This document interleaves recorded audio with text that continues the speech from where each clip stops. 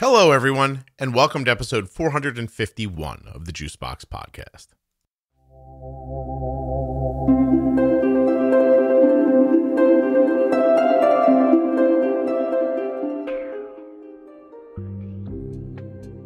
So sometimes I struggle to describe the episodes here in the beginning, and when I do, it's mostly because so much happened that I don't know how to encapsulate it. This is going to be one of them. You're about to hear Mike. Mike's an adult, he's a father, he's a husband, he has type 1 diabetes, and the best I can say is this is a story of him growing up and living with type 1. I think it's incredibly interesting and valuable, and I do not know how to put it into a sentence. Please remember while you're listening that nothing you hear on the Juicebox Podcast should be considered advice, medical or otherwise. Always consult a physician before making any changes to your healthcare plan or becoming bold with insulin.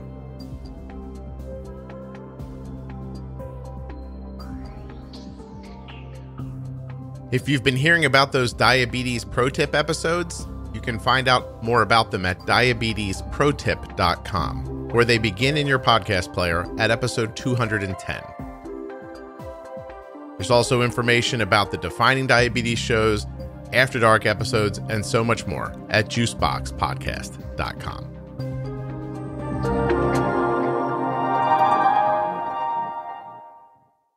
This show is sponsored today by the glucagon that my daughter carries, Gvoke HypoPen. Find out more at gvokeglucagon.com/juicebox. This episode is also sponsored by the Contour Next One blood glucose meter, and you can find out more at contournext.com/juicebox. There's a lot going on at that link. It is well worth your time. My name is Mike Satzer, and I've been a type 1 diabetic for coming up on 25 years. How old are you, Mike? I am 38. 38. So you were 13 when you were diagnosed. Yep. And how old are your children? Just turned 14. Just 14? Okay, we'll say 14. Yep. You have children. How old are they? So I have a 12-year-old who thinks she's 17, a 8-year-old who thinks she's 5, and a 7-year-old boy who I don't know what he thinks. I'm sure he doesn't think much of anything. Yeah. Give me 1 second because I'm going to check your voice. No, you know what, Mike? It's all right. It's working. I wanted to check it in my ears. I think in my ears you're a little low, but on the recording you're good. Okay, sounds good. So I'll turn my ears up a little bit. So the reason I asked about the age of your children is I was wondering if you are concerned that they might get type 1. So no, I'm not, and specifically because they're all adopted. Which perfect. Yeah, which doesn't mean they won't get it, but if they get it, it won't be my fault. Mike's like, I can step back from that one and just go, hey, what a coincidence. Yeah. Oh, that's nice. How many should you have? 3? 3 children. Yep. You know I'm adopted, right, Mike? Oh, I didn't know that. Oh, Mike, you got to listen to all the episodes, not just some of them. So yeah. No, I am. That's funny. What led to adoption? Did you just want to adopt? Were you having trouble conceiving? How did that happen? Yeah, both actually. So my wife's family had a history of infertility, and my father actually is adopted as well. So when my wife and I got serious, my girlfriend at the time and I got serious about family, we just kind of had fairly frank conversations on if we couldn't get pregnant, would we be willing to adopt? And both of our answers were yes. And 5 years into marriage, we weren't getting pregnant. And so we just decided, all right, let's do this. So we adopted all 3 of our children through the foster system here in California. That's really lovely. But because you wanted children, you could never really enjoy the freedom and the great feeling that came with not being able to get pregnant and having sex. It's funny. I joke with a lot of my friends who, their wives have birthed children that when we brought our first daughter home, we were able to resume Yeah, be with each other intimately that same night, where they had to wait, a little while at least. Your celebration is definitely different than most of ours. That's for sure. That's right. That's exactly right. Do you feel Gratefully okay? so. Is everything all right? Are you wearing a diaper? What's happening? Why is Yeah, that thing I don't get screaming? any of that. None of that's funny because I don't understand it. Yeah, trust me. It wouldn't be funny if you understood it. Oh my gosh. So, diagnosed at 14, was there any diabetes in the family line? Yeah, so none that we knew of. My dad was adopted, and we had no family history, none medical or otherwise. So it turns out here the last number of years, my dad's been able to track down his biological family, and there is a significant history of diabetes there. But for us back then, it was totally out of the blue. Maybe your dad's not adopted. Maybe they sold him for insulin. It's possible. My gosh. Well, it's I feel your pain on that, because anytime that I'm involved in a medical situation, the doctor's like, so tell me about your medical history. And I was like, I'm the first one. So Yeah. I don't know, and that really does, it's sometimes I think it hurts because you don't have any preconceived notions, but sometimes I think it helps because you don't have any preconceived notions and you can kind of look at things clear-headeded. Right. But I know in these situations, it would be nice to just have an uncle to tell you, like, oh yeah, hey, yeah, here's how this has gone, and give you a little bit of a head start. But that's interesting. Yeah. But like you said, on the flip side, if you have a family history of cancer or something like that, I feel like you're going to be looking over your shoulder, especially as you get older, like, oh, when's that cancer coming? So I don't know. There's probably positives and negatives to it. We have my mom's side, and then obviously I had my dad. So me not being adopted, the immediate family medical history was available, just nothing, past that, at least on my father's side. So, 25 years ago, you're regular in MPH? Yeah. So I took both long lasting throughout twice a day, and then, short acting insulin, generally 4 times a day. So, and I would combine the morning and night shot together. So minimum of 4 shots a day. I was supposed to take, though most of the time I did not take, especially through high school. Really? Tell me about that. What's that? Tell me about that. You just ignoring it, or what were you doing? Yeah. So, and also, sorry, my voice is super raspy. We're here in the Central Valley in California, and we've had tons of wildfires, and the smoke has just really gotten to me. Well, you're the only one that knows what your voice is supposed to sound like. To everyone else, Mike, they just think you have a sexy voice, so let it be. Yeah, I know. This makes me sound like I'm 88 instead of 38. So no, when I got diagnosed in 96, so like a little quick rundown, everybody's got fairly traumatic story. My grandma, who my grandparents, we were very close to as a family, and she had gotten cancer late 95, early 96. And so as she was dying from that, sometime in those few months, I developed diabetes, but or I don't know if developed's the right word. It kicked in, but my family missed all the classic symptoms. Drinking like a racehorse and peeing like a racehorse. And then she died early February, and then 2 months, 2 days later, her husband, my grandfather, passed away, more or less, broken heart.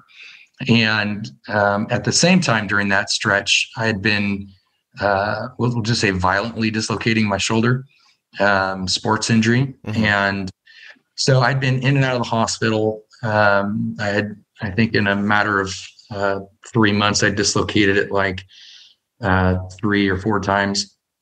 And so anyway, I was having all these symptoms, but at the same time, a lot of crazy life was happening around me. So my parents mostly thought that it was just how I was reacting, grandpa and grandma dying and all this medical trauma to my body. And, all my grades went from A's and B's all the way down to C's. Teachers were calling, wondering what's going on. And the explanation was, life's just rough right now. So in May, right before I graduated, actually the night before graduation, I went in for a pre-op for my surgery for my shoulder the following day. And when the nurse was drawing the blood out, she gave me a really, really funny look. And, so I didn't know any different. And so my parents took me home, and I'm probably within half an hour, I got a call from the family physician saying, get down here immediately. Went down to his office. He's like, talking to my parents, your son's diabetic, yada, yada, yada. You got to get him into the ICU immediately. And so, I had a sugar of, it was like 741 when they found me. And so, ICU for a day, and then in the pediatric ward for 9 more days. And I don't know, I kind of have a pretty easygoing personality anyway. So although that was really, really scary, I didn't realize the gravity of what had happened to me, or what it was going to look like for the rest of my life. And so, for the first few months, doing all those shots and all those testing, it just sucks. And, fast forward, now I'm going into high school. I didn't have a whole lot of friends go with me from junior high to high school. So in a way, I was starting new with new crowds, and I didn't want to be that weird guy who was, different than everybody else. Yeah, Mike, you just want to be weird for your own reasons. That's all. Which I am, very much so. I'm dying to understand what the nurse saw drawing the blood. Like, do you think there were Skittles swimming in your blood, or did it look like maple syrup or something? It's super thick, just inhumanly thick. Something was definitely wrong. And so anyway, so I mean, that's kind of the setup for just a high school of wanting to conceal it, and just not taking care of myself. And I have a sense of apologize to my parents, because they were on me, are you testing? Are you taking your shots? And I would just lie and be like, yeah, I'm testing. And, I can remember, before many dinners, my mom was like, all right, go in and test before dinner. I'd go in my room, sit down for like 2-3 minutes, and just come back out. And, how's your sugar? Oh, it's fine. So let me ask you a question. Mike, let me jump in. Yeah, it was pretty bad. Yeah. Let me jump in here. So I understand if it struck you that you wanted to conceal it at school. What I don't get is then, like, I mean, you went into the room, you did the whole thing, like you were in there, like, why not test your blood sugar? Do you remember your thoughts around that? No, all I could say is my personality. I'm ridiculously stubborn. And I think I just at some point made up my mind that, as a 14-year-old without the wisdom of age, going, I'm just not going to deal with this. Like, I'm fine. And of course I'd feel horrible, but I think, if your sugars are running high for a long time, your body just starts getting used to, you don't feel being uncomfortable. And, you feel normal at 250 when you shouldn't. Yeah. So, I'd still take shots to bring it down from like crazy highs and stuff like that. But it was just very undisciplined. I have a couple, and I didn't change my eating habits really either. Okay. Well, I have a couple of questions, I guess. So, let me kind of like rummage around in my brain for a second. I wonder if you could tell me, did you have any long-term feelings for what the impact was on your health? And if you did you care, or like, did you have any thoughts around that at all? No, because I didn't know any other diabetics. Part of it's like a rebellion, right? If somebody tells you, hey, this is what's going to happen, you're like, well, it's not going to happen. It's probably that teenage boy bravado or machismo or whatever you want to call it. So it was like a denial of what, the future could possibly hold, and not really believing it would happen to me. I was pretty athletic, pretty capable. So, I didn't see it coming. I didn't have foresight at all. You're making me wonder. I'm actually making a note here. I I'm going to try to find a psychologist to talk to. I'm like so interested in that concept of it can't happen to me around, smoking or this or anything. Who buys a pack of cigarettes, smokes every one, and consciously believes, I've heard that this might not be good for you, but I mean, that's got to be for other people. It's a really, I'd love to hear an answer. The question I kind of wonder is how do you teach children perspective or teens perspective? Yeah. It's like some things you have to live out and learn, and no matter of people telling you matters, apparently. I don't know. I mean, do you think this is why people like a couple hundred years ago just used to punch their kids? Like they were just probably. Do it. No, I think people still want to do it. They just know that they're going to get thrown in prison for it. we've legislated the kid punching out of parenting. You think? No, I mean the frustration. I mean, being serious, the frustration of saying something to somebody and having them just be like, "Oh yeah," and yesing you to death and walking away is one thing. But, around medical stuff, it really is something very different. And it's funny that diabetes fits the bill for life-threatening. But I don't know, because you do it at home, it doesn't happen in a hospital. Like, for whatever reason, you can get away with it feeling like, oh, it's not going to be that big of a deal. Or maybe it's just because the impact, maybe you just explained it really. Maybe it's because the real serious impact won't happen for years. And because your body does sort of adjust to feeling higher. I'm helping that's right. I'm helping a kid right now. It's funny. She's probably the age you were when you were diagnosed. And, she was very accustomed to the mid 200s. And, for the first couple of days, I'd get a note that was like, she feels really low. And she was like 120. And I was like, I mean, I don't know what to tell you. Like, it's going to be like that. And then it only took a few days for her. And now suddenly, if her blood sugar gets over 180, she's complaining that she doesn't feel well. Yep. Yeah, it's pretty amazing how well your body adapts and how quickly it learns. It's crazy. But, I mean, I think part of it is for your young kids, or also like teenage and junior high ation, how important it is for them to get into community with other diabetics. I was so isolated, and so there was no accountability and no like you can talk to your friends about something at that age that you don't want to talk to an adult or a parent about. Yeah, of course. So, I would just, for anybody in the age range that is diagnosed is really to get connected into community and knowing that it's okay, knowing that, you're not a pariah. I think it's really important for youth. I mean, probably important for everybody. I guess as well, just to have like a sounding board too, right? Like someone who has similar experiences. Where did you find that, or did you? I didn't really. I think so. Really, what changed, unfortunately, changed my outlook on diabetes was just starting to realize a lot of the effects of it. I think so. I've had significant diabetic retinopathy in both my eyes, and have had surgery. I think 4 surgeries, maybe 5. And on your eyes. On my eyes, yeah. My left eye is good, and I can see 20/20 with glasses. And my right eye, unfortunately, in the first surgery, and while removing scar tissue, the doctor accidentally ripped the retina, and it was basically game over in my right eye after that. So I'm blind in my right eye, and then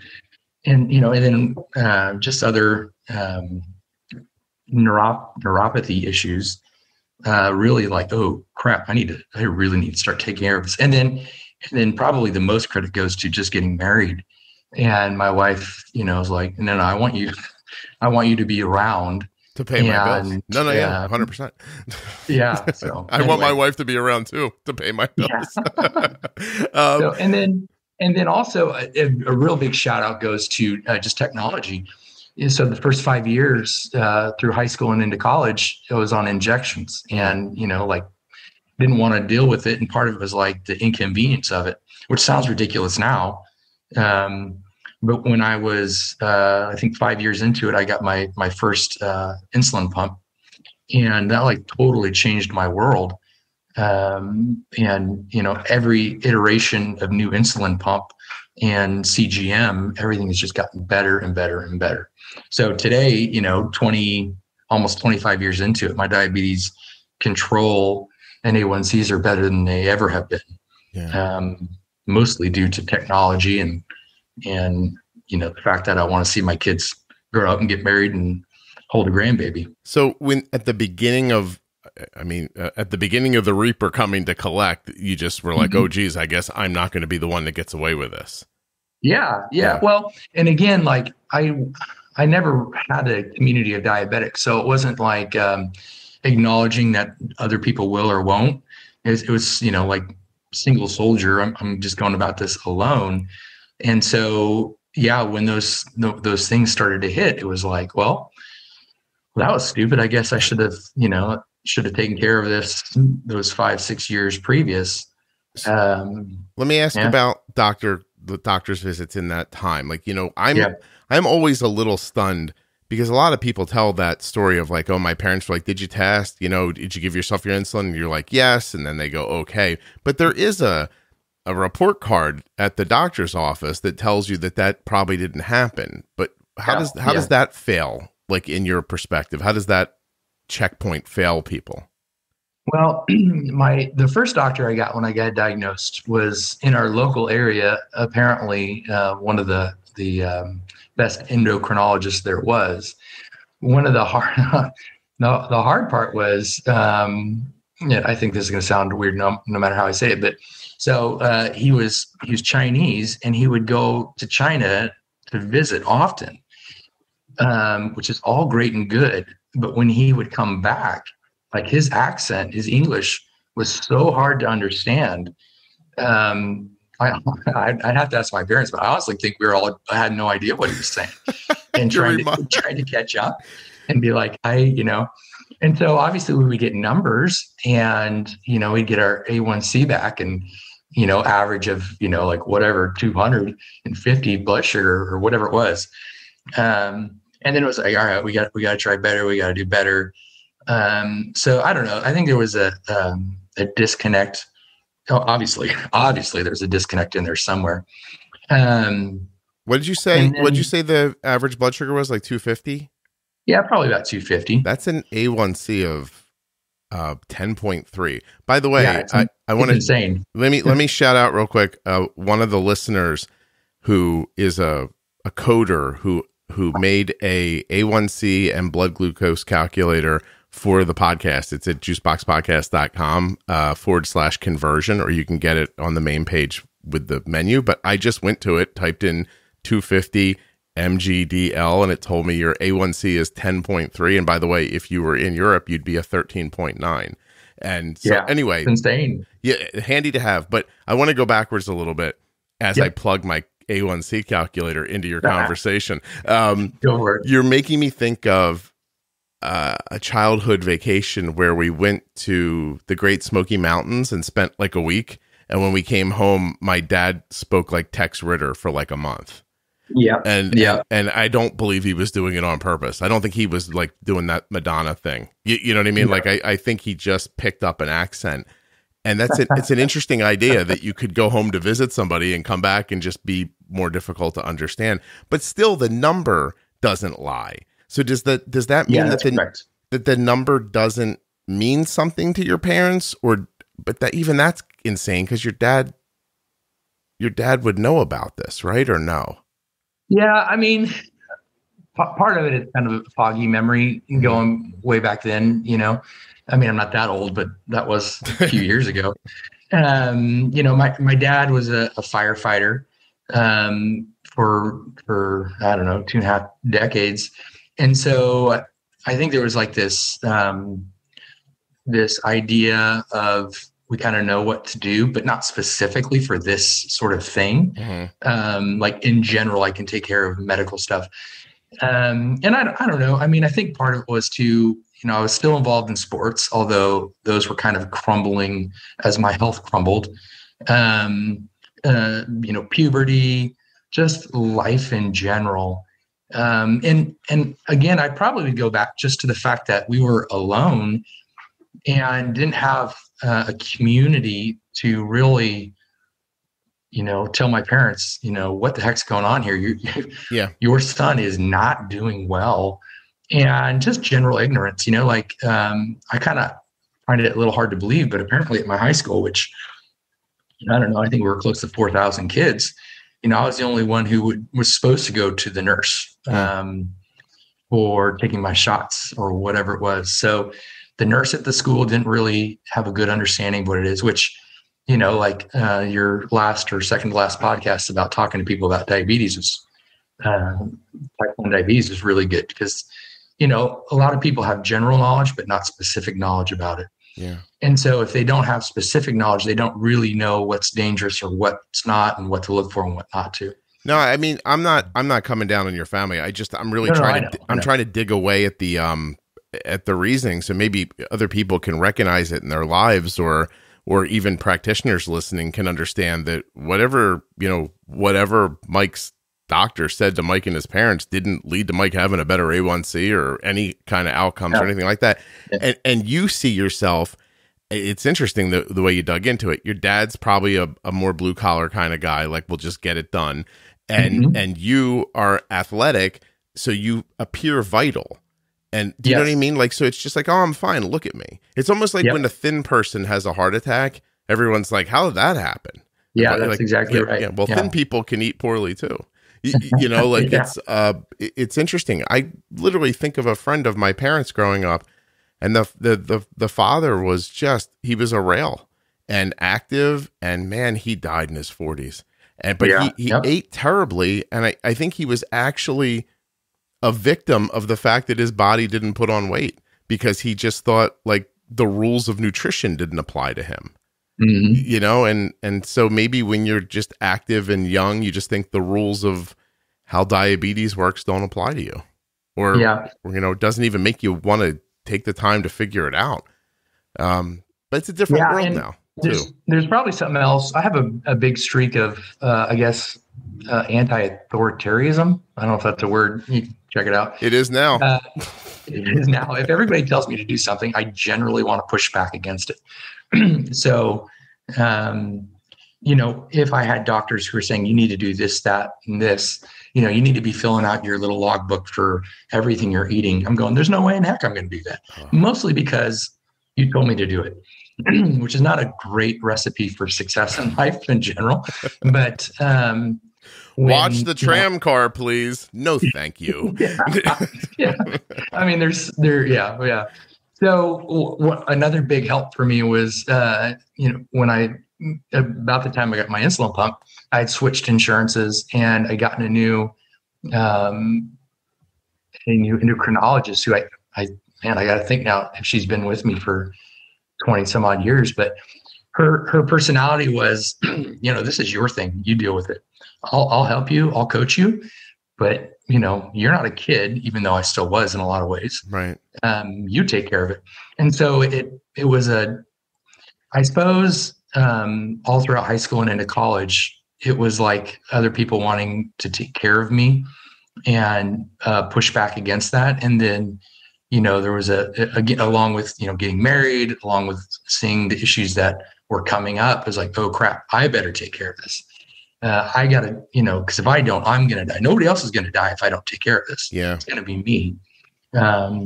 So anyway, yeah. Well, it's interesting too, that when your wife made the same demand, you didn't feel that way. Well, that's not necessarily true. Oh, go ahead, Mike. Let's ruin your marriage. I mean, honestly, a lot of people fight, a lot of marriages, they fight about sex and money. And our fight has always been about my health. And especially those first few years, it was not good. And many fights over that. But I'm just laughed to myself, Mike, because I conjured, and I apologize already, but I conjured an image in my mind of you and your wife having very lovely sex while she yelled at you about your blood sugar at the same time. How's this going? What's your blood sugar? Oh, Jesus. I don't think that ever happened. She's probably frustrated if my blood sugar was low during the middle of it. Yeah. But, I mean, she wants me to be around, and I got to be honest with you, Mike. I want you to stick around because it sounds like you're getting laid a lot. So just would be a damn shame if that came to an end for you. No. Hey, I'll tell you what, I don't disagree. No, again, she just wanted the best for me, and I'm sure part of that is, she wants the best for us. Yeah. But a big part of it is, the best for me, and she's seeing me go through these eye surgeries, and all the complications that goes with that stuff, and and then as I accrued a couple more medical issues moving on, I was just like, hey man, you really got to take care of this. And her biggest frustration, if speaking on her behalf, would just be the lack of me wanting to take care of myself, which ties into who I am as a person and my youth age personality. So anyway, yeah. Well, your management style now obviously is different. You started the pumper in the college ages. What do you think would have been different if you were diagnosed today versus when you were diagnosed? Do you think how much is how did you even find the podcast? What is it that's different about your life right now that would be valuable for people to know? Well, I mean, technology played a huge role in me being where I'm at today physically. I remember I've been on the Guardian from MiniMed for, I think, coming up on 3 years, something like that. And then the previous 2 years I was on Dexcom. I think it was the G5 back then. And that was like a mind-blowing, health-changing, being able to see that little arrow. Yeah. It was like radically changed the way that I saw my diabetes, what was happening, what wasn't happening, the trends, all that kind of stuff that your listeners, most of your listeners would know very well. So just the technology made such a huge difference for me in being able to manage well. And then also, I said before, I think just the social aspect of it, knowing people with diabetes and getting involved with people with diabetes. So I think how I found your podcast. So I worked as a civil engineer, even though I'm not licensed yet. Don't tell anybody. No one knows. So, you'll be fine. Yeah. So while I'm working, I listen to podcasts often, which again, listening to podcasts while doing math, it's a gift for me. So if I drive over a bridge in California and I end up 3 feet shy of the other side, I'll know what happened. That's exactly right. Yeah. No, so we don't work on public projects. Yeah. So if you're in a private place and it falls apart, it could be my fault. But excuse me. Can you imagine I'm tumbling to my death from the 3rd floor? My last thought was the engineer was probably listening to a podcast when he did the math on this thing. Yeah, exactly. So I listen to a lot of podcasts, and I found a lot of the podcasts I found kind of earlier on, it just didn't really connect with me for whatever reason, and I also kind of switched through podcasts. So I'll have one a day I listen to, one different type. And I have a desire to, in general, help people who are in pain. And, that can kind of tie into some of my, we'll just call it faith-based thoughts. But in the desire to help people who are in pain, generally physically, because I have a better understanding of that than emotional or mental or whatever. It's well, if you're going to do this, you need to really just be outside of yourself and get more reference on people and how they feel and think and what their experiences are. So, that kind of drove me to the podcast. And then I can't remember which one I listened to first, but as a general rule, if somebody's podcasting about diabetes that doesn't have it, it kind of irks me automatically. But for whatever reason, and I mostly probably your personality, yours doesn't irk me at all. And I guess, it's probably because I don't feel mothered and here's my, anti-authoritarian again. I feel encouraged by your podcast and not mothered. Well, there's a number of other ones that you're just kind of like, well, this is what you should do, and this is how you should do it. So anyway, I don't know. No. I listen. That was really thoughtful, and I'm very proud of myself for not stopping you in the middle to proclaim that I have the best diabetes podcast. Because I felt like that's what you were saying. You listened to a lot of them; they didn't work out for you, and then you found this one. I was like, oh, this is where I want to be sarcastic right here. But I let it go because you were really thoughtful. I appreciate knowing that, and I appreciate that it strikes you that way. I don't want to tell anyone to listen, Mike. Let's strip all bullshit away for a second, right? And let me tell you something. I could take you and 900 other people and fix your blood sugars by Wednesday. I can do it. I know how to do it. I'm good at it. But I don't think there's any benefit to people with type 1 diabetes for them to be spoken to like that. I can see where that would just rub you the wrong way immediately. Not even just because I don't have type 1 diabetes, but because you've been in this fight for so long and it's not going your way. I can't imagine how infuriating it would be for someone to come along and go, oh, no, just flip that switch and turn that dial and just let's move that to there. Okay, there you go. That would make me want to jump off a building if someone did that for me.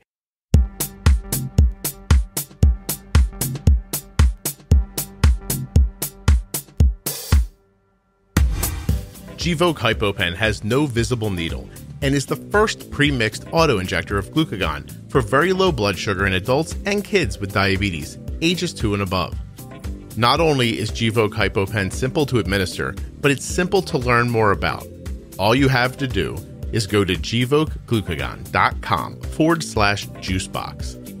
Gvoke shouldn't be used in patients with insulinoma or pheochromocytoma. Visit gvokeglucagon.com/risk.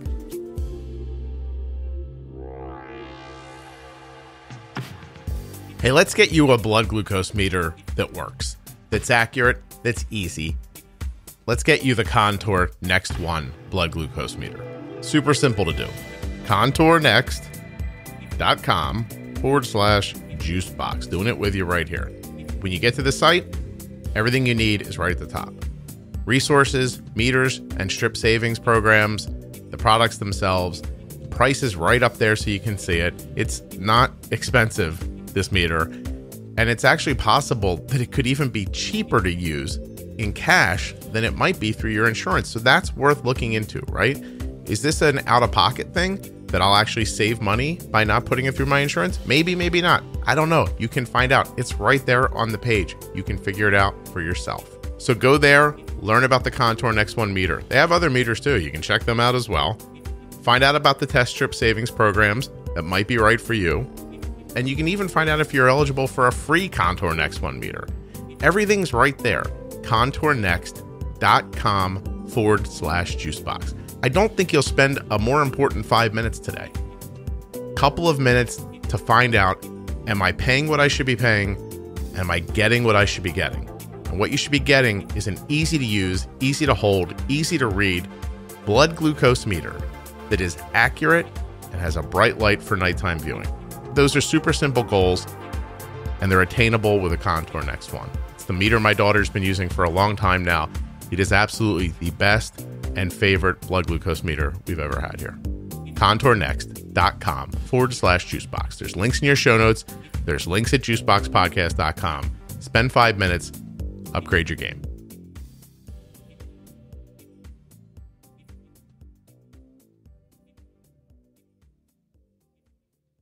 And it's also just the idea that, you could fix it by Thursday, or, in a few days or whatever, but you're not going to be there necessarily next year or following or whatever. You'd screw it up by Friday again. Learn how to take care of it. Yeah. You'd mess it right back up again because you have these. So the way I think about it is I don't know, you can call them like ghosts or, just things that aren't true that you think are true about diabetes. And in a nutshell, Mike, so many people's basal insulin is wrong. And when your basal insulin's not right, nothing else works well. Right. And so everything that you see happening isn't real. It wouldn't be happening like that if your basal was correct. And so, and what's the one thing that people with diabetes ignore more than anything else? It's their basal insulin. Yeah. They just don't pay. It's like it doesn't matter for some reason. It's fascinating. And so I'll, again, going back to this girl who, this 14-year-old girl who I'm talking with right now, basal insulin's at 0.4, really needs to be 0.8. Can you imagine? She's got 50% too little basal insulin. Yep. And so you say, hey, push your basal up. And then every time, it's not just her, it's everyone I've ever spoken to. I can't do that. I get low all the time. You want me to give myself more insulin, but I get low. I'm like, no, you're getting low because you don't have enough basal insulin. You're coming in with extra meal bolus trying to make up for it. The food digests out of your system. The insulin's left behind. It crashes you low. You panic because you don't know what's happening. You eat a bunch of food. You don't cover it. You shoot back up again. You get caught in this loop. It happens constantly. And then I come along and say, hey, you know what your problem is here? You don't have enough insulin. And their minds just overload. They don't know how to think about that. So even when I put this person that I'm talking about where they needed to be, I've watched them for the last 3 days because of their preconceived notions that are all built on these ghosts. They make the wrong decision at every turn. And then I have to explain over and over again. No, you can't do that. That's not why you got low. This is why you got low. Are you sure? Are you sure? Because what I think is, and I'm like, yeah, I know what you think, but what you think is completely wrong. And so if I were to set it and leave that person alone, they'd screw it back up in 3 seconds. Yeah. And that's exactly the story of my life for the first, 10 years of pumping. Was having my basal way too high to cover, to have my basal way too low and cover with these giant boluses at meal times, which, cross my fingers, was correct enough. And that was a arm wrestle that me and my endocrinologist have had for years and years and years and years. And it took a long time to swing that back around to correct proportions. Yeah. And knowing that, and me being around this for so long that I understand that about people, that's why the podcast works, because it's not trying to jam it all down your throat in 1 hour, or it's you have to keep listening so that my voice is that tapping on the back of your head that makes you one day just go, okay. Like I know it's not apples to apples because this isn't management, but I one time got an email from somebody that just said, it was a very simple email, and it said, okay, you win, I'll get an Omnipod. and I was like, what? Like there was nothing else to the email. And I laughed when I read it, because what I recognized is that he had listened to this podcast for so long that he was finally like, I'll try this pump. I mean, I'll do it. And it wasn't even, I don't even think it was his decision at that point. He was just like, oh my God, I've heard about it enough. I'll give it a shot. And I think that about management too. Like one day you're just going to be like, oh my God, I'll pre-bolus if this guy will just shut up, you know? Yeah. And so, 100%. Yeah. 100%. And it just takes time, man. It takes time for it to sink in. It's easier when you're dealing with, the newer diagnosed people are the easiest, because they have no preconceived notions of what this is. So you just tell them, do this, and they go, okay. And then it works. And then they're like, huh, that worked. And that's the end of it. Yep. I don't know. It's those old people that are the hard part. Yeah. You're all thinking you know what you're doing. You don't. Yeah. Listen, I say it all the time. If you knew what you're doing, your A1C would be in the mid-5s and it would stay there stably with very little effort. And that would be an indication that you know how to use your insulin. That's it. Not that hard. That's fine. Yeah. Well, not that hard. It's incredibly hard, Mike. That's why the podcast is popular, because it's hard, Yeah, no doubt it is. I think I've been bumping around in the low 6s, right around 6.0 for a long time. And I know for me to get under 6 that I'm going to have to really, start cracking down on stuff too. And part of me is like, am I okay where I'm at? Do I want to focus so hard on this one aspect of my life? And which is, important. It's a big part of who I am.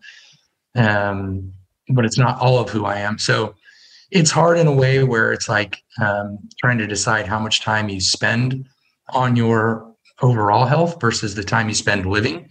I suppose those are obviously tied together, but it's just kind of an interesting equation. No, you make a good point.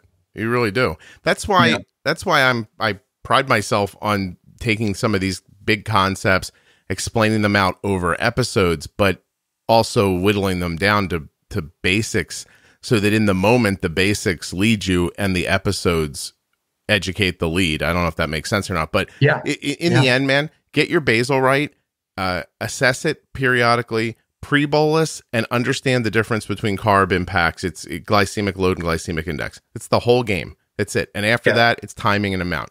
Use the right amount of insulin at the right time, and you're done. It fits on a business card.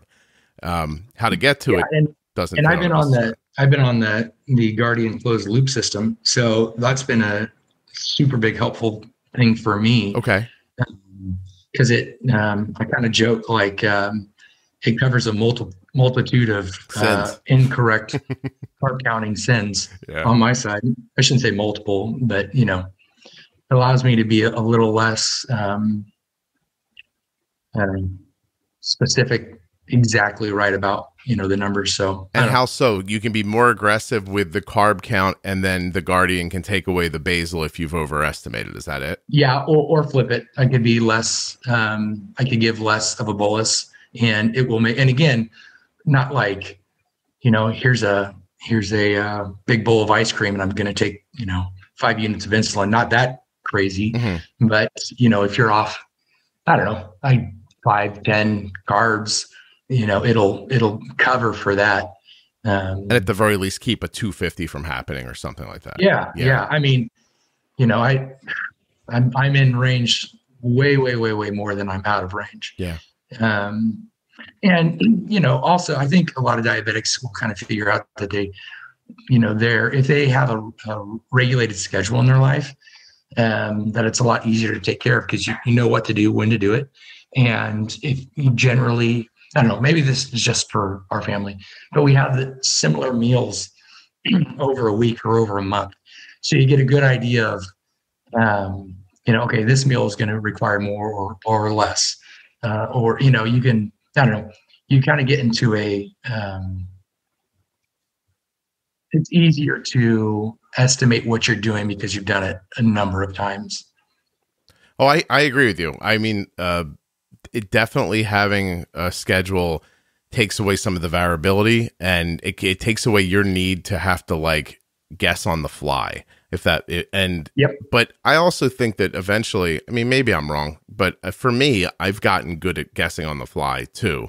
But I also, if you heard the conversation a second ago, if you really heard, like when I thought about like a loop, I was like, oh yeah, be more aggressive. And you're like, you could even be less aggressive. And I was like, and that, Mike, right there is the difference between Arden's 5.5 and your 6.0. Like probably really the truth, It is. Yeah, it is 100%. It's mindset. It's just about like, I'm gonna, I used to talk about this more years ago, but in my opinion, be bold means that I'd rather get low once a month because I was too aggressive than be high every day because I wasn't.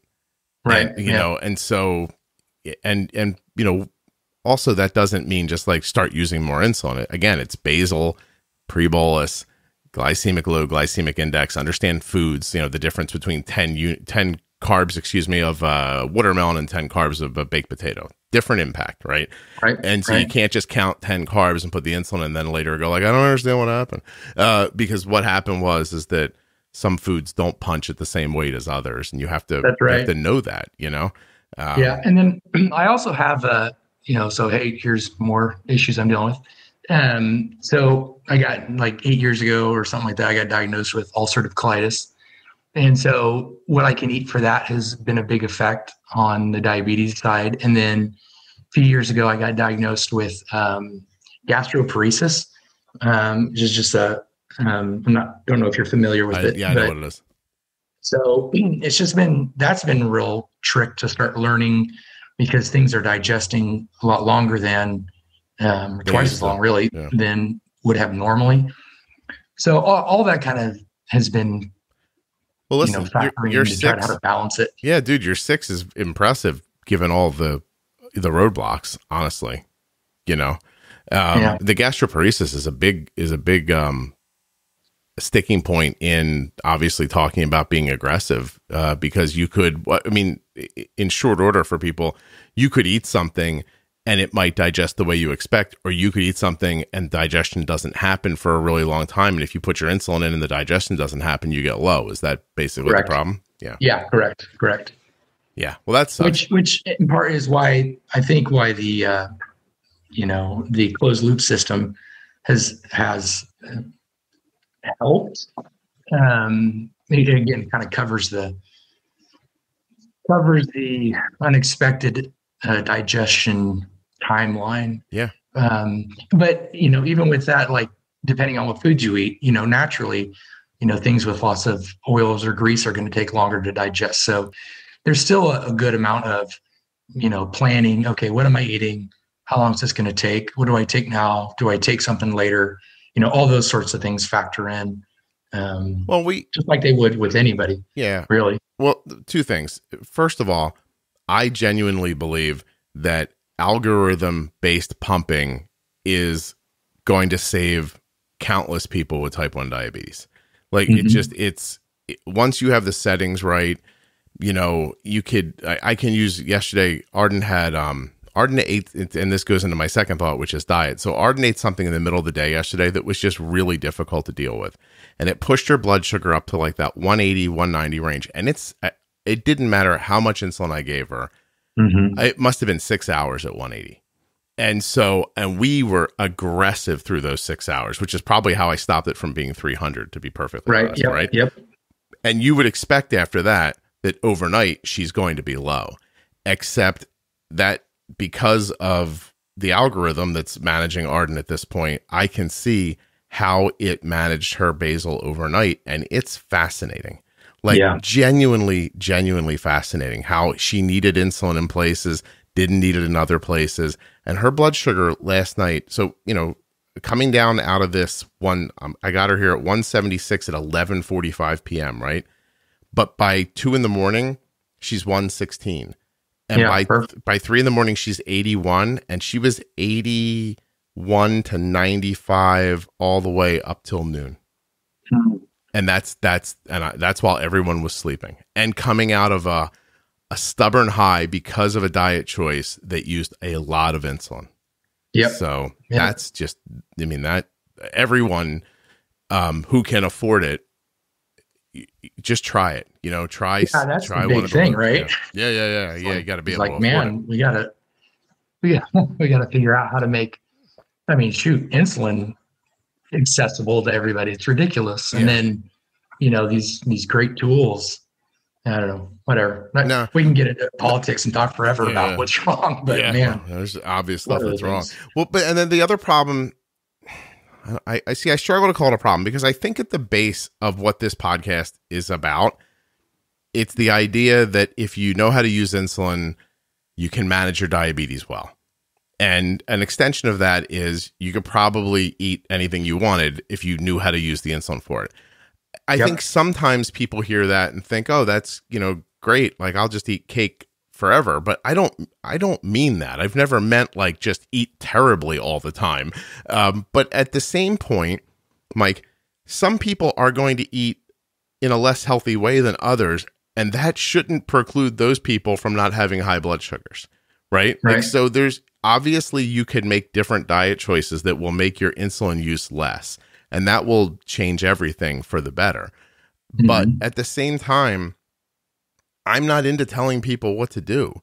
And I don't like the idea that, just because this person eats more processed food than probably they should, they don't get to live healthy, with their insulin. Like that doesn't make sense to me. So the basis of the podcast has always been, you can eat what you want if you know how to use insulin. And at the same time, I'm going to tell you, I know how to use insulin. And Yep. A macaroni and cheese out of a box crushed Arden yesterday. And most people would not have had the nerve to throw in as much insulin as I did once it got out of hand. So, a lot of pasta. Yeah, it's just it's not real. Like I can give her there's other pasta I can give her that wouldn't do that to her. But it's in a box. There's cheese in a bag. So you're not sponsored by Kraft Macaroni is what you're trying to say. I don't think I'm ever getting that one. No, because listen, I'll speak right to you, Kraft Macaroni and Cheese. That stuff is hard to use insulin with. Not certain it's not poison, to be perfectly honest with you. And so people need to understand that. It's a choice, right? Like I looked at Arden when she said, I think she's getting her period, if I'm being honest. And she's like, you know what I really want? And I'm like, oh God. And so I said, I don't think I can keep your blood sugar down with this. Like I'll give it my best shot. And she was just like, I don't care.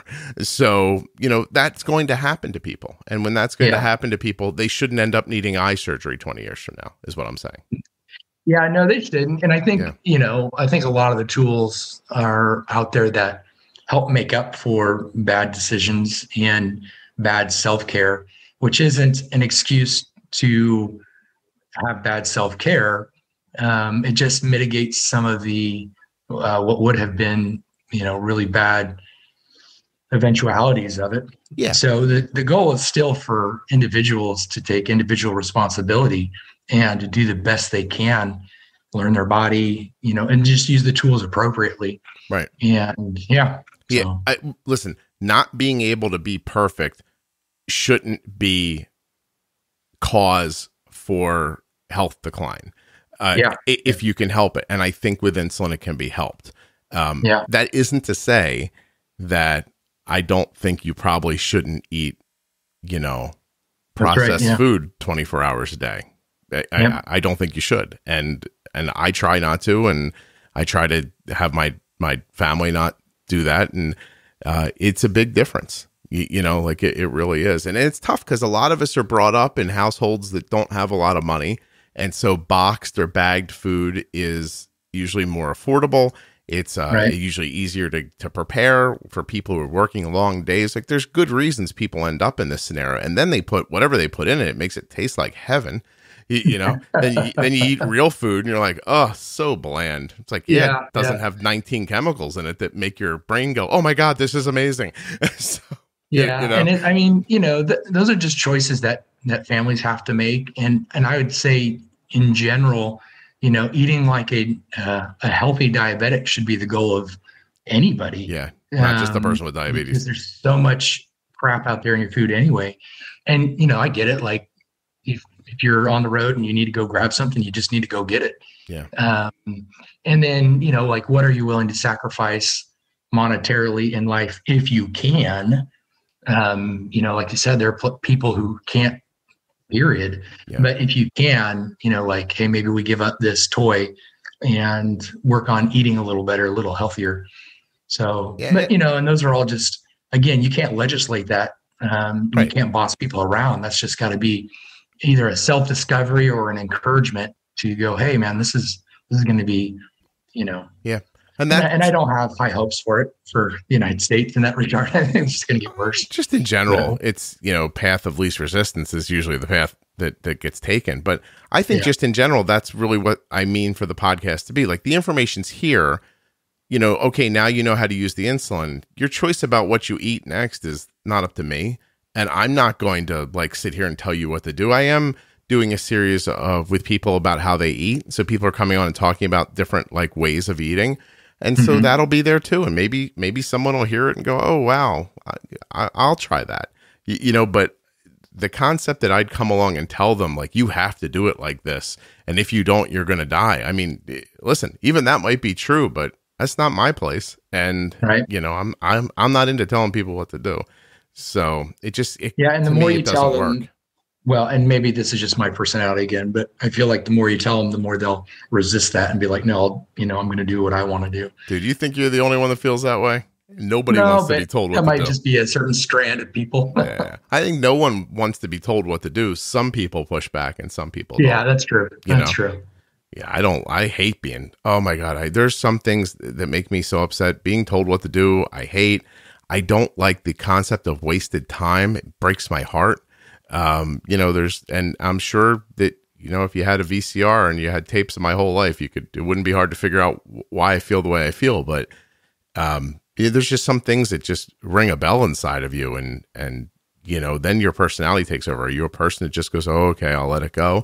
Or are you somebody who just fights? And I mean, you sound like you fight, and I fight too, That VCR reference totally just dated you.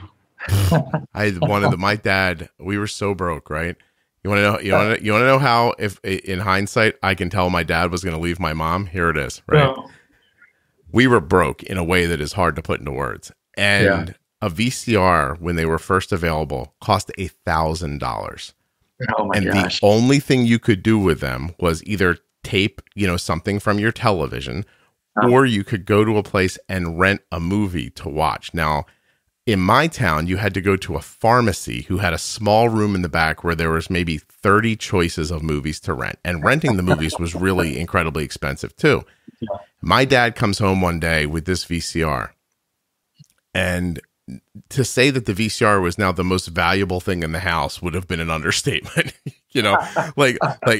and so everyone's like, we never spend money on anything. Like, what is this? And then I realized, I think my dad had decided to leave us, and he was trying to sprinkle things in the house that I don't know exactly, but he clearly stopped worrying about financial things. Yeah. And started just being like, here, you guys, you'll like this.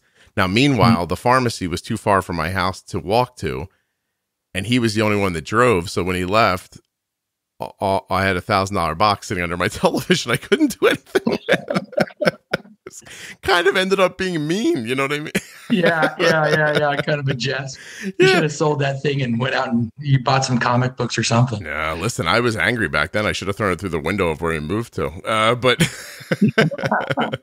But anyway, everyone has stuff going on in their lives that, or has gone on, that impacts how you act today.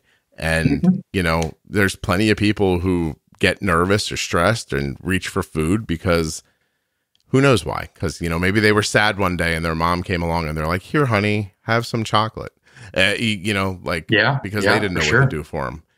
And my point is that when you eat that food, you shouldn't have to have a blood sugar of 300. So, ways to avoid it. Yeah. That's what the podcast is for me. It's good. Yeah. It's managing insulin, and then you decide how to do it from there.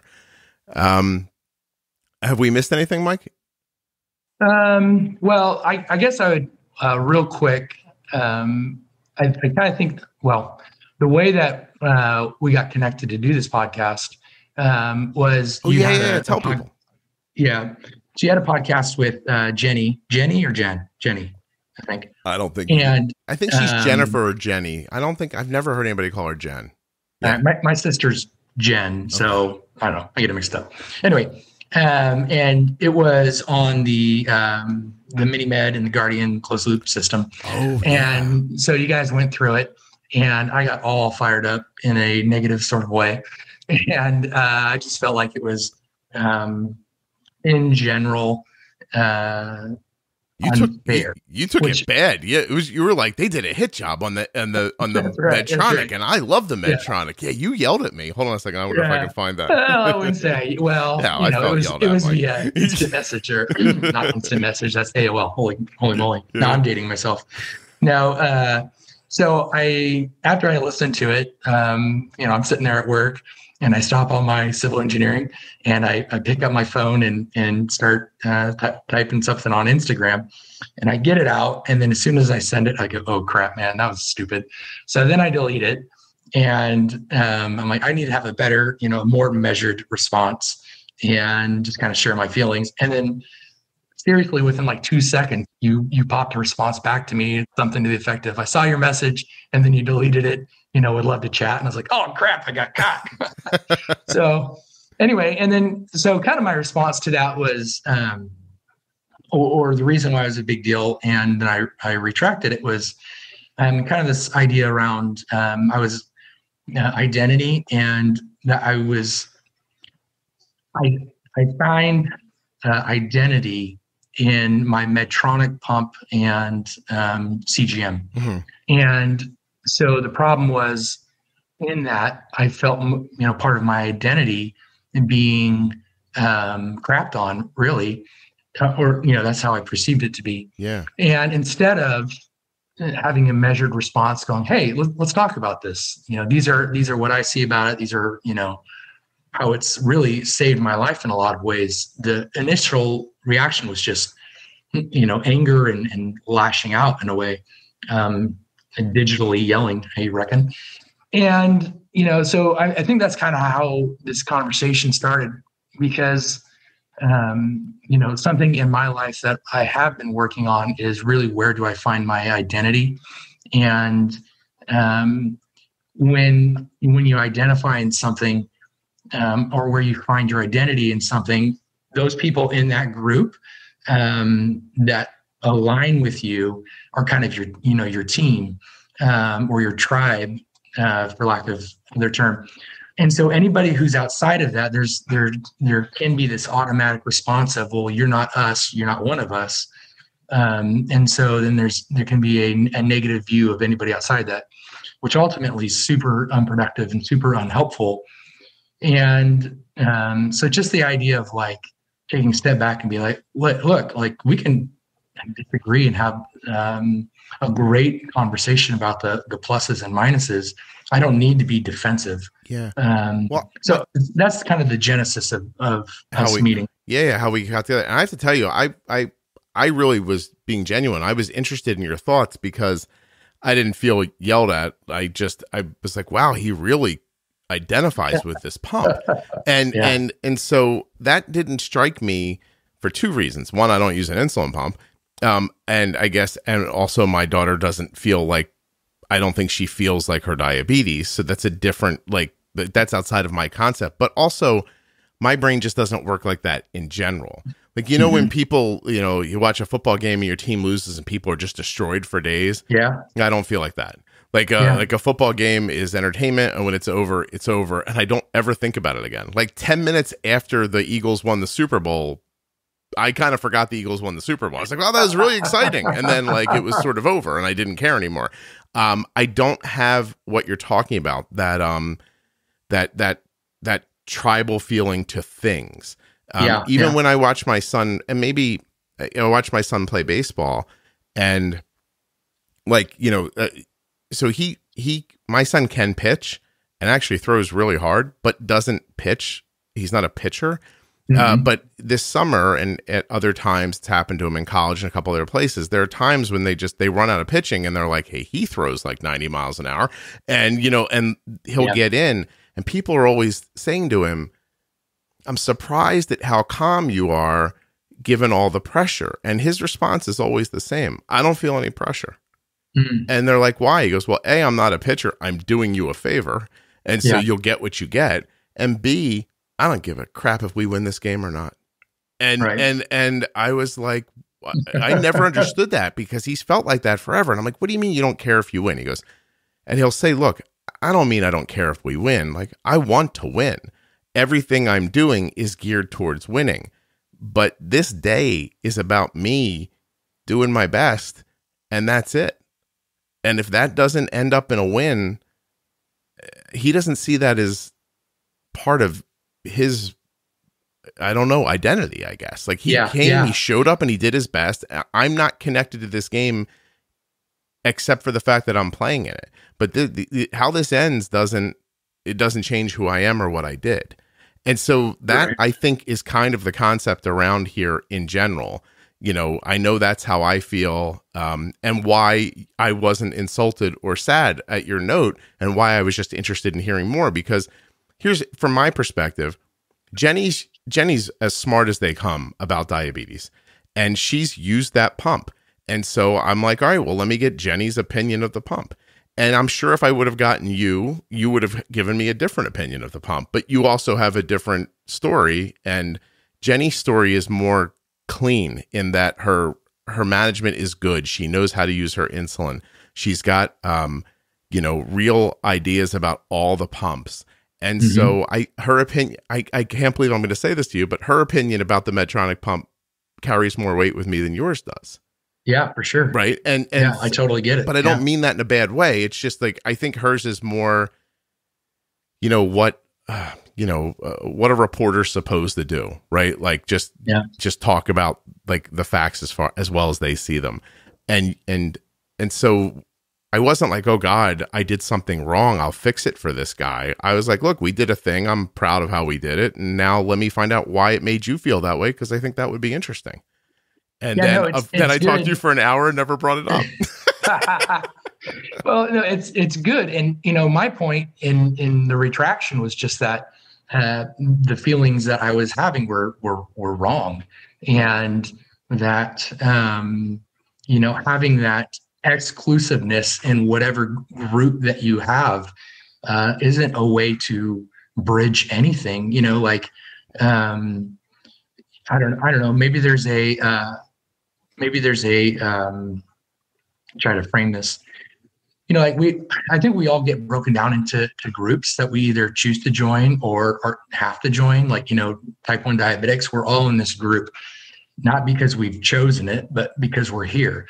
And so now if we're, listening or watching commercials for type 2 diabetics and again, maybe this is not your personality. It's my response, like, man, those dumb type 2 diabetics, they don't know how good they have it, or whatever. Or do I have a feeling of empathy and like, man, yeah, I get it. Like, this sucks for you. And, how can we build a bridge? How can I be empathetic?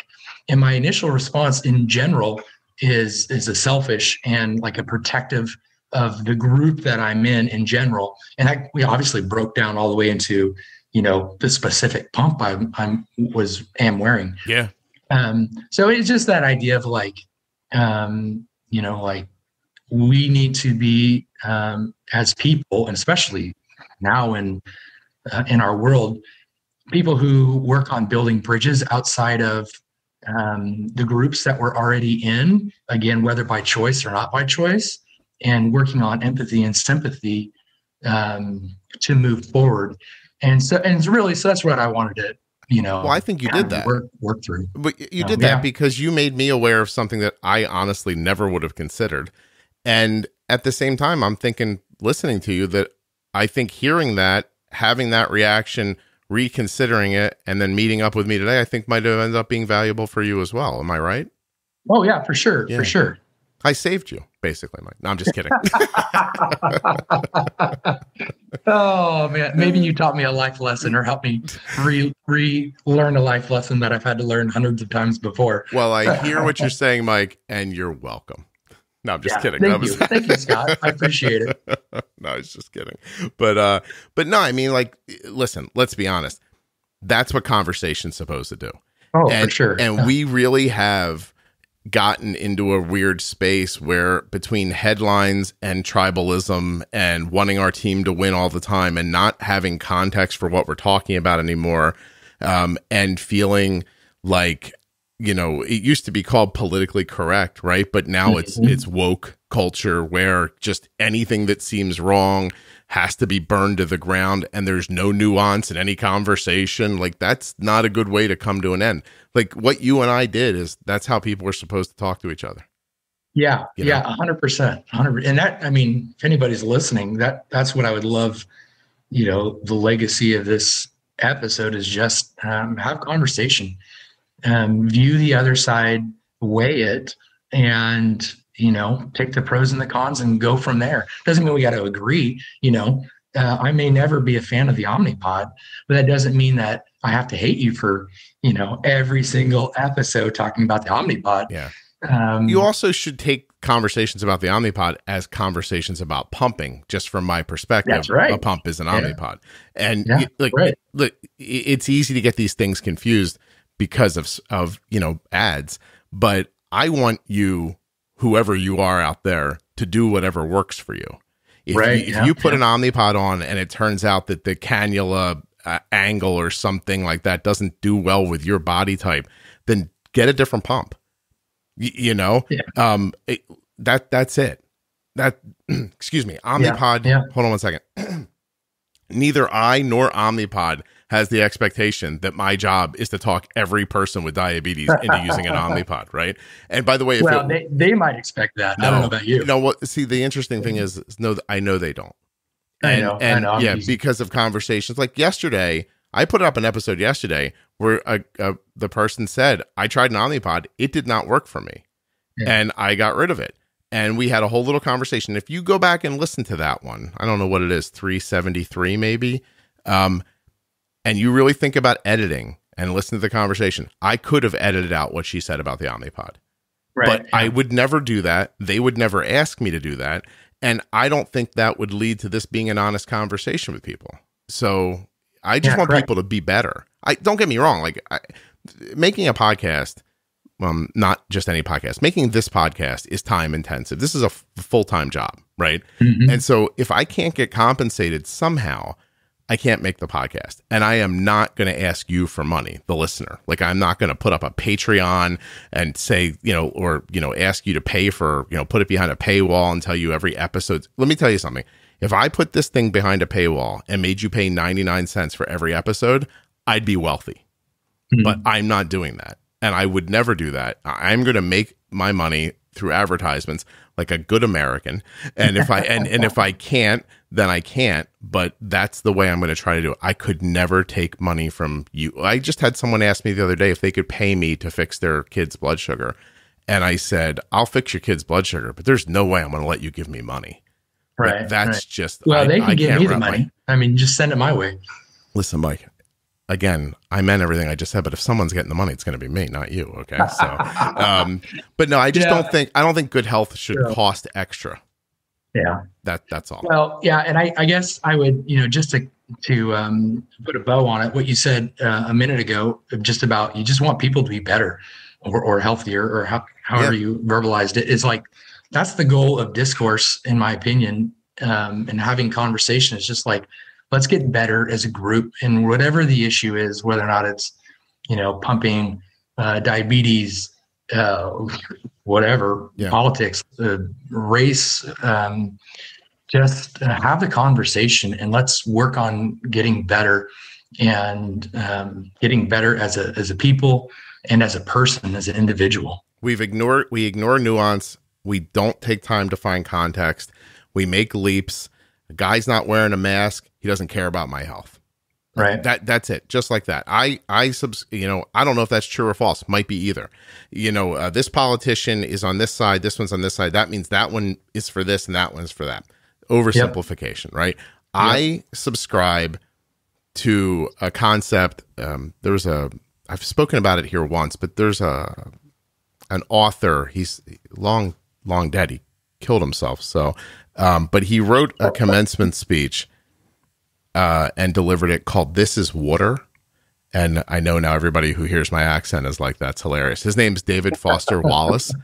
I read "This Is Water" once a year. I give the commencement speech in a small hardcover book to everyone who graduates from college that I know.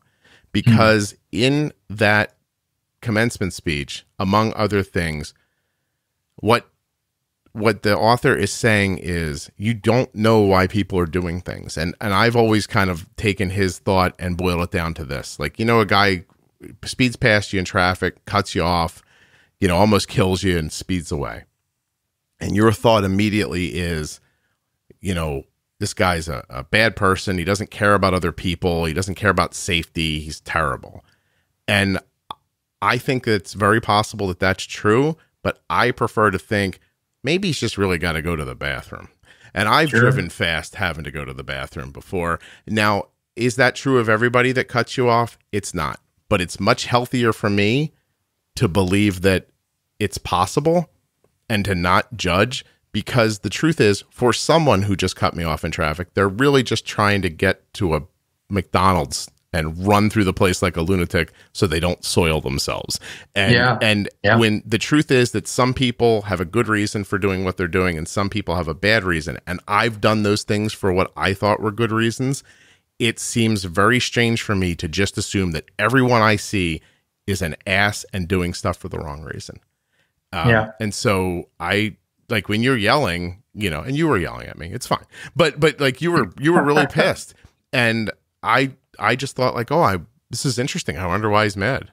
Let's find out, And because I can make up reasons why I think you're mad all day long, but that's not the truth. And now we know why you were upset, and we know about a million other useful things about you. And maybe the next time somebody pisses you off, you'll stop yourself. Maybe we all won. Anyway, context and nuance. It's worth working on, it's worth working on, which was, part of it. I mean, that's a general goal in my life in all interactions. And so I suppose I would just encourage anybody who's listening who doesn't have the personality of Scott, to make that a kind of a personal goal too, to work on. It's good and healthy for my heart and my family. Yeah. Oh, Mike, listen too. That's my goal. I often fail at it.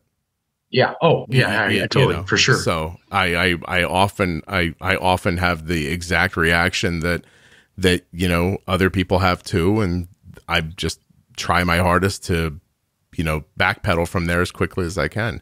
My Ardenal yells at me all the time. She's like, "It's fascinating." She's like, "You always get upset, and then 20 minutes later, you know the right thing." And I'm like, "Yeah, I grew up poorly. Cut me a break. I'm trying." I had the parental guidance of a mole rat. You're lucky I got this far. Shut up. Yeah. I mean, it's not funny, but it's funny. It's what happens. Yeah. My dad left my mom. He didn't really try too hard. My mom was busy working, trying to keep us alive. Happens to a lot of people. It does. Yeah. The Bradys weren't sitting around making sure I did my homework. So, so I don't do the right thing every time exactly when I try to. And and nobody does, even if they had perfect parents. Oh, nobody's got perfect parents, but my kids have perfect parents, Mike. I don't know what you're talking about.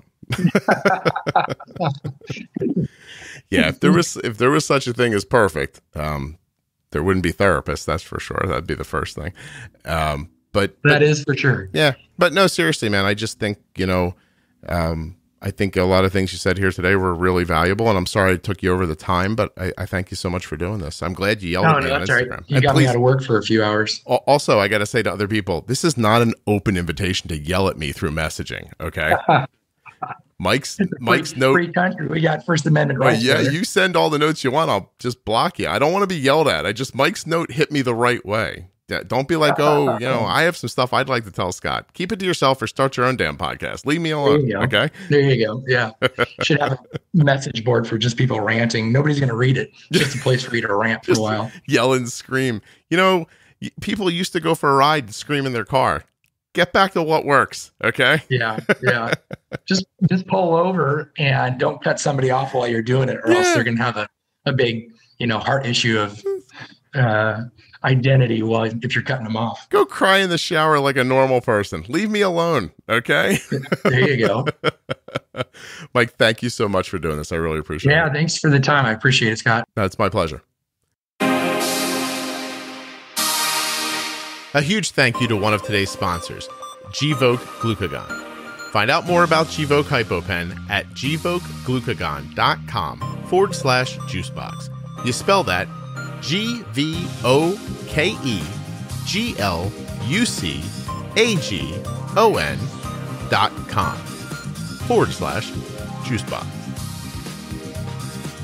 I'd also like to thank the Contour Next One blood glucose meter for being a sponsor on today's show and of the podcast in general. Find out more about that great little meter at contournext.com/juicebox. And of course, to Mike for coming on the show and so openly and honestly describing his life with type 1 diabetes. I'll see you soon.